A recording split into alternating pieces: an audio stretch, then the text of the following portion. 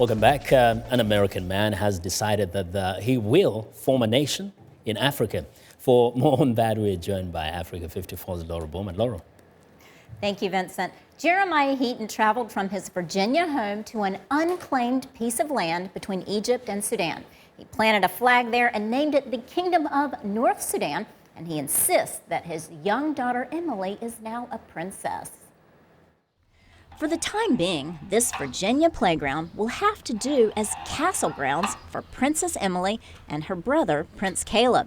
Emily's dad, who now calls himself King Jerimiah, recently claimed one of the few unassigned pieces of land on the globe for little Emily. With a child, you definitely don't want to ever tell them they can't be something that they desire to be. And at age 6, her frame of reference for the world was to be a princess, and so I told her that she could be. Jerimiah studied up and found that the territory known as Bir Tawil between Egypt and Sudan was unclaimed by either country.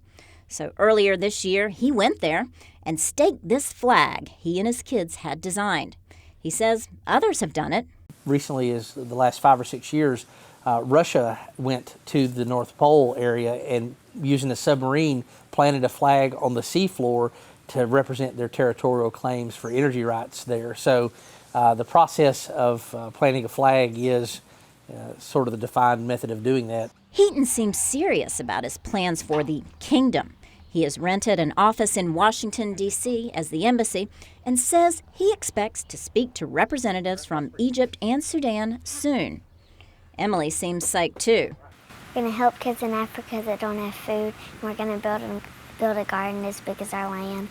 Despite Emily's princessy appearance, experts in international law aren't optimistic about the new nation's survival.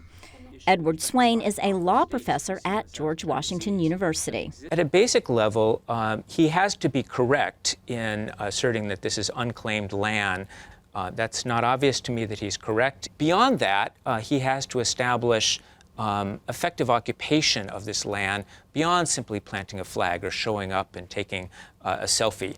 Via Skype, we reached Sheila Carapico, a political science professor at the University of Richmond. How does a claim like this get validated? Unless other countries and probably the United Nations recognize the claim, then it lacks any validity. I also think that African nations are not keen to establish precedent that individuals can come from Virginia or anywhere else in the world, plant a flag, and declare themselves to be king. So, as her father tries to build a nation, little Princess Emily reigns in exile.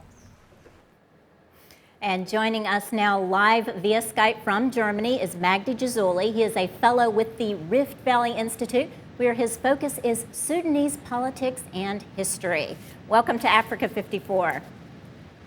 Welcome, it's a pleasure.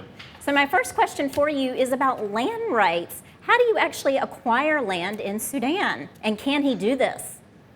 Well, according to the Sudanese law, all land in the country is the property of the state, and it leases this land to its inhabitants. And this is a sort of a colonial law that has survived after the colony, which gives the state a great advantage over its citizens.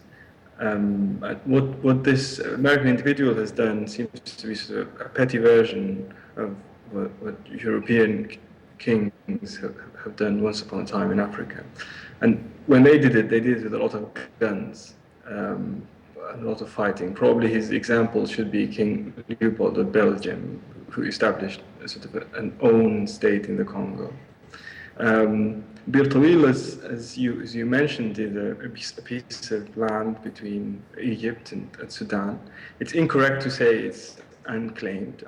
I'd rather say it's contested, but it's so unimportant that none of the two countries are making a hot contest about it.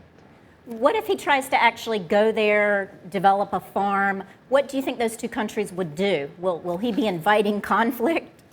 Well, in that instance, of course, he will be causing trouble, not before to himself, because he's one individual, and I think to the area, because it's one of the last last pieces of peaceful land in Africa, if you like, unvisited by war, unvisited by displacement. It's a very small stretch of land. It just has a river, the Nile, running across it simply, and it's a lovely place. The occasional nomad might cross it undisturbed.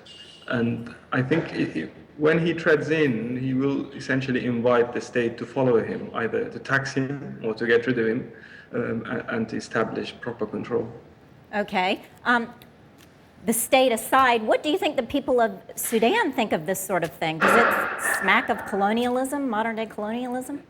Well, I'm sure they won't be amused. I mean, they would probably prefer one of their own to claim land rights in Bir Toil. I'm not sure they will appreciate that somebody from Virginia who has some idea of making himself a king is using land that is, if not theirs, it neighbors what is considered theirs as his own. Okay, well listen, I thank you so much for those insights. That was Magoli El-Grizouli, a fellow with the Rift Valley Institute, joining us live via Skype from Germany. Vincent, back to you. All right. Rather